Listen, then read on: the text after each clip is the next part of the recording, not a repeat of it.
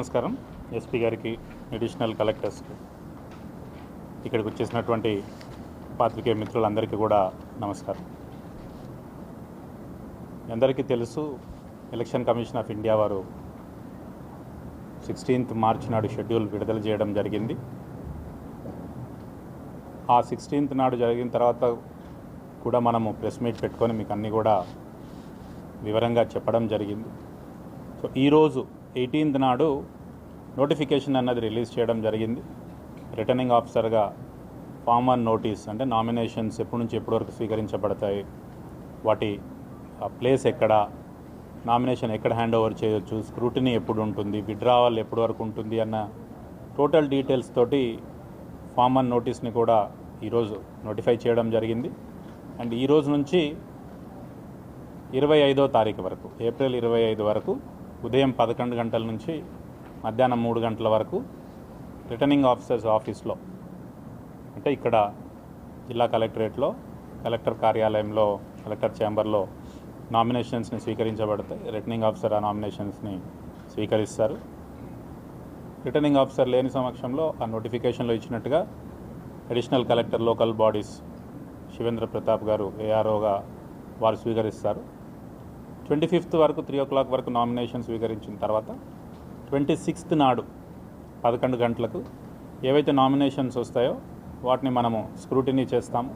Scrutiny చేసిన తర్వాత మనము ఏవైతే వ్యాలిడ్ నామినేషన్స్ ఉంటాయో ఆ లిస్ట్ పంపిస్తాం.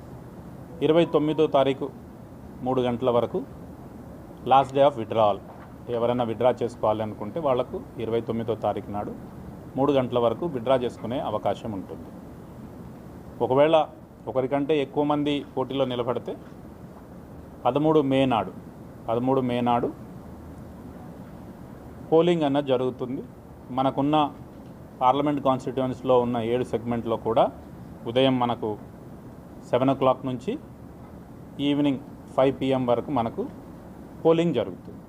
సో ఇందులో భాగంగా 7 సెగ్మెంట్లకు 7 అసిస్టెంట్ రిటర్నింగ్ ఆఫీసర్స్ని ఎలక్షన్ కమిషన్ నోటిఫై చేయడం, అపాయింట్ చేయడం జరిగింది. అలానే మనకు పర్మిషన్స్ కోసం కానీ, లా అండ్ ఆర్డర్ పరంగా కానీ చూసుకోవడానికి 7 సెగ్మెంట్లో 7 పోలీస్ నోడల్ ఆఫీసర్స్ని కూడా అపాయింట్ చేసుకోవడం జరిగింది.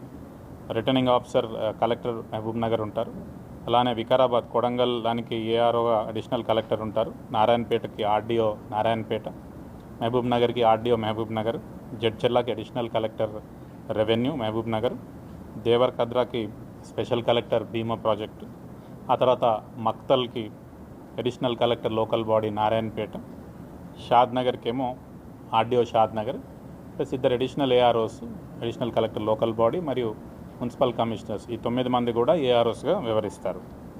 ప్రజలందరూ కూడా ఈ షెడ్యూల్ని, ఈ యొక్క నోటిఫికేషన్ ఇచ్చిన దాన్ని, తర్వాత ఓటు నిర్భయంగా వేసుకోవాల్సిన దాన్ని ఏవైతే చెప్పామో ఇవన్నీ కూడా ఎప్పటికప్పుడు స్వీప్ యాక్టివిటీస్ ద్వారా కూడా చేస్తాము. ఎప్పటికప్పుడు ప్రెస్ బ్రీఫింగ్స్ ద్వారా కూడా చేస్తాం. కాబట్టి మీరు అందరు గమనించగలరు, రిక్వెస్ట్ చేస్తాం.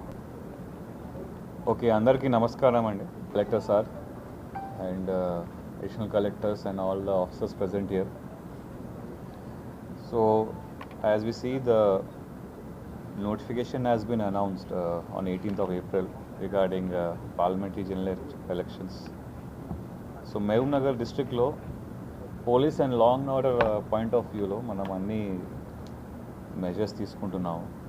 దీంట్లో మేజర్గా seizures, we are performing cash seizures, liquor seizure, ఒకవేళ గంజా ఇన్ఫర్మేషన్ ఉంటే NDPS seizures, freebies seizures, bind overs of people, all the previous election offenders and trouble monger persons అందరికీ బైండ్ ఓవర్ చేస్తున్నాము.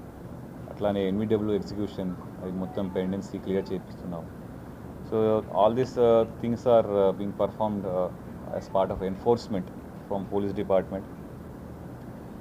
Now that the nominations have started, we're ensuring that as per the guidelines of election commission nominations are filed and there is no violation happening on that front. అట్లానే మన దగ్గర CAPF force, ITBP special central force కూడా ఒక company government నుంచి ఇవ్వడం జరిగింది.